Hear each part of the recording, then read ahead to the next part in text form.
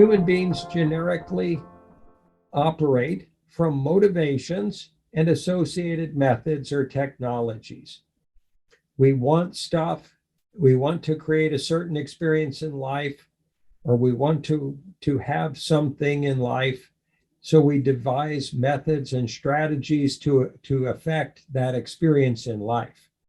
And that is a cycle, and hopefully an evolutionary cycle of evolving motivations and evolving methods. If our motivations are to conquer or destroy others or to control them, we would suggest that that motivation would optimally be evolved into loving them, caring for them, serving them, honoring them, appreciating them, and supporting them and healing them. So that's an evolution of motivation. The methods that we utilize to affect our motivations in life are equally important. In the past, we've utilized plastic bottles to deliver fresh water to people in different parts of the world. That method of affecting a beneficial goal is now being seen to be problematic. So our methods must evolve just as our motivations do, optimally in constant, synchronized, precise process. So if you meditate and you understand your motivations, and if you meditate and you reflect upon your methods, you gain the amazing, empowering capacity to evolve your motivations and to evolve your methods, and thus empower yourself in the world astronomically. So if you document, if you inventory your motivations, write them down. Document and inventory your methods, write them down. At that moment, you become empowered to change them and refine and evolve them endlessly. That's a recipe for power in our world that we're hoping to offer you folks. It's a technology. You could call it an imaginal cell technology for personal and collective empowerment. Human beings have a consciousness or a mind. If we're not conscious, we operate from a mind generally. And that mind is usually fueled, driven, or defined in its process to a large extent by emotion that results from subconscious influence. Human beings want to feel accepted. Every single human being on this planet, in their heart of hearts, in their souls, they want to feel and experience comprehensive, unconditionally loving acceptance.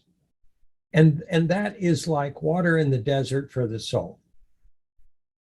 Whether human beings know it or not, if they really, really, really felt that they were going to be completely accepted by walking through fire, they'd do it. When we have an opportunity to feel that there is the potential for that unconditionally loving acceptance to occur, that's generative of motivation. That's generative of committed effort. Human beings have not been conditioned, modeled, or taught to unconditionally, lovingly accept everybody else all the time, or anybody else all the time, including and especially themselves. That's a whole educational regimen that we very much need in this world. We want to offer it to everyone all the time because they deserve it first. Everybody deserves to feel loved and be loved all the time. And if we just did that, if we just chose that, if we just effected that in the world in every moment, this world would not be as it currently is. It would be a much more joyful, happy, fun place. and more functional and more united. And that said, acceptance, unequivocal,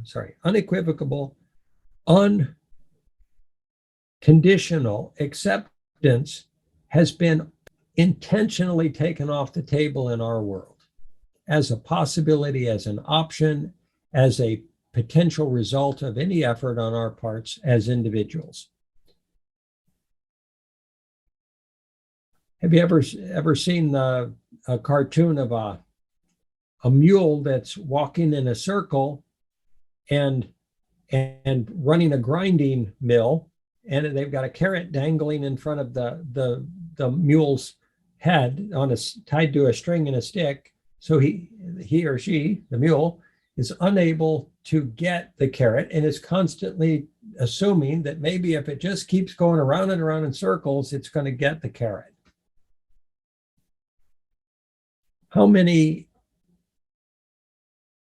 people in our world offer or try to generate such dynamics of either corporations offering the potential for supposed future happiness if you buy their product, or acceptability if you wear their clothing or buy their car, or wear a particular perfume or makeup or a pair of shoes that they sell. Supposedly someday you'll become acceptable to the rest of humanity, or you'll be better than they are, so then they'll accept you.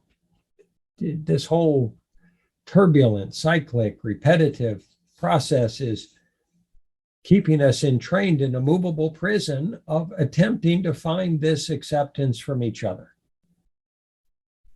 without recognizing that's what we're doing. When does that end? At what point do we finally arrive at acceptability, comprehensive, complete acceptability, and the full and complete experience, the comprehensive experience of being accepted? We would suggest that if we don't plan, if we don't work for it, if we don't create an educational regimen and an organizational and potentially future global collective culture of mutual, unconditional acceptance and love, that it's not going to happen. Because we'll be busy doing something else. Something else will be a higher priority.